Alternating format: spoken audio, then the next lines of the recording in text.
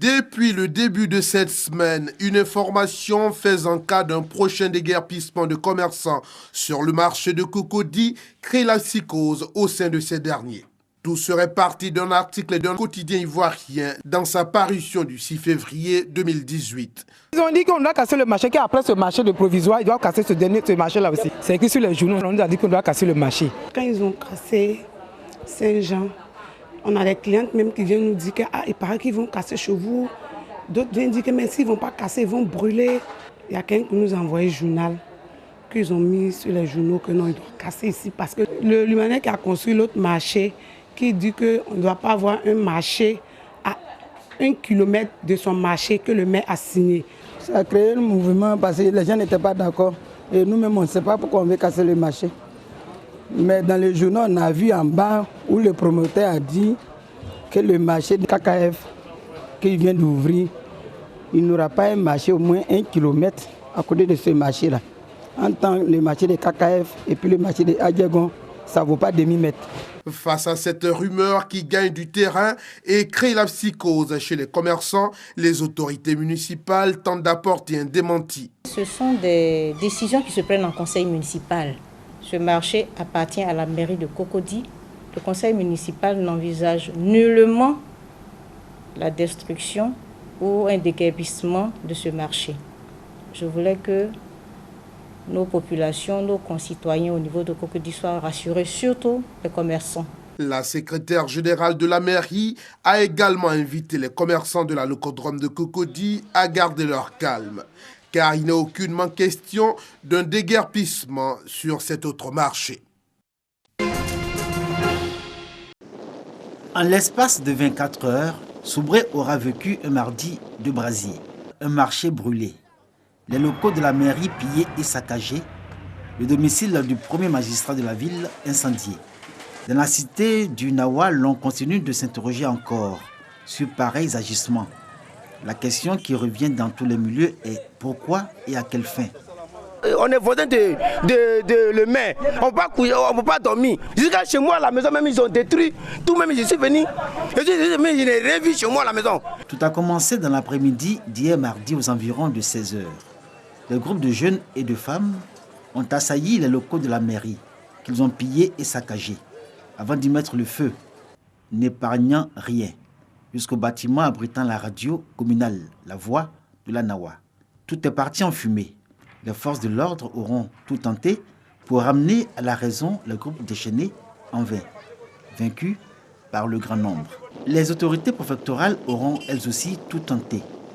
La réunion de crise organisée après l'incendie à la préfecture, censée ramener l'apaisement, n'a pas calmé l'ardeur des manifestants.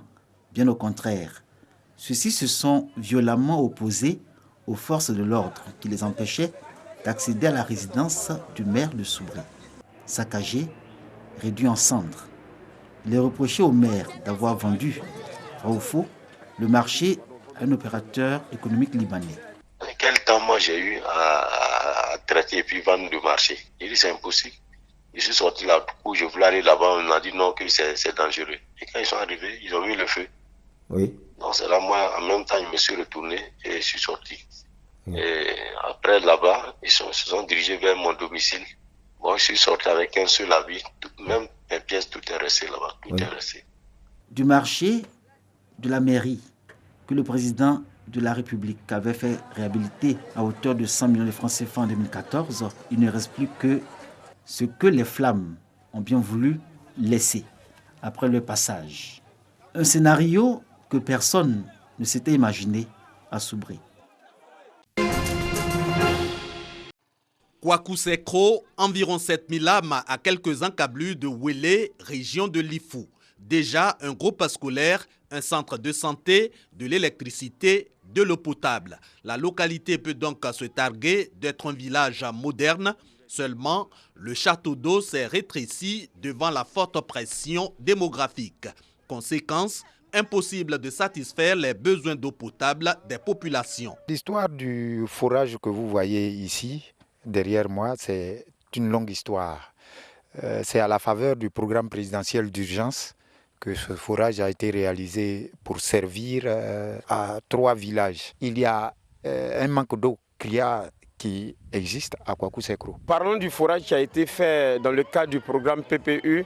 Bon, nous disons, on avait fondé beaucoup d'espoir, mais malheureusement, avec les décisions qui avaient été arrêtées au niveau donc de la dissolution de ce programme-là, ce projet n'a pas pu arriver à son terme. Et au niveau de la mutuelle, nous faisons mains et pieds pour toucher les autorités afin que très rapidement, nous puissions trouver des oreilles attentives. Contrairement au chapitre de l'eau potable, bonne note côté cohésion sociale. À Kwaku-Sekro, en effet, autochtones et halogènes vivent en parfaite harmonie, bien que la localité ne dispose pas de cadre approprié aux rencontres communautaires. C'est ce déficit que l'ONG Yémoyé s'emploie à pallier à travers cette pose de première pierre. Un acte pour offrir dans quelques mois un foyer polyvalent à Kwaku-Sekro. Aujourd'hui, qu'est-ce que nos parents cherchent? Du concret. On a coutume de dire le député n'a pas de moyens.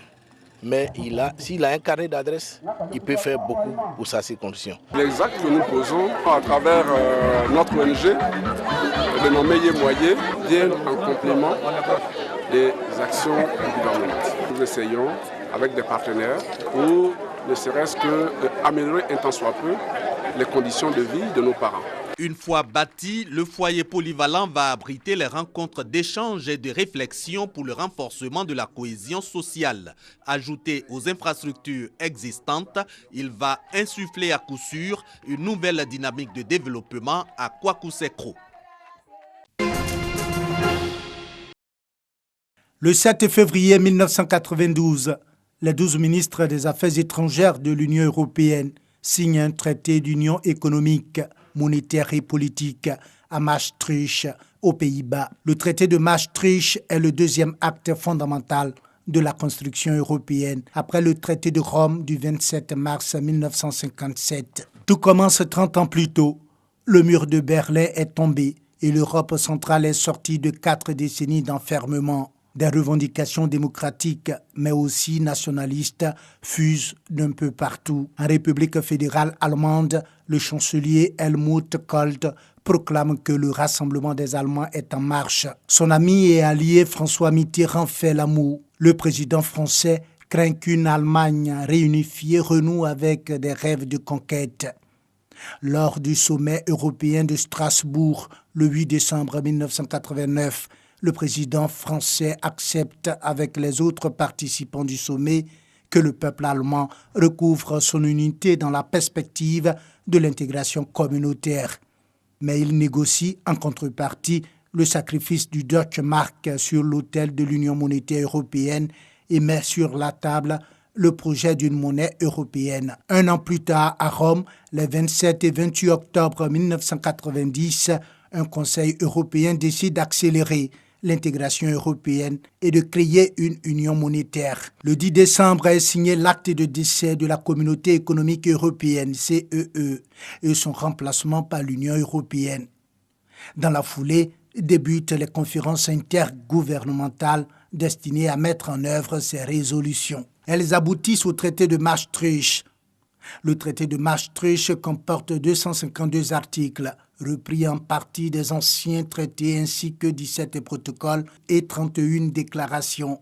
Il trace la voie vers une union monétaire qui deviendra effective le 1er janvier 1999 pour 11 pays de l'Union.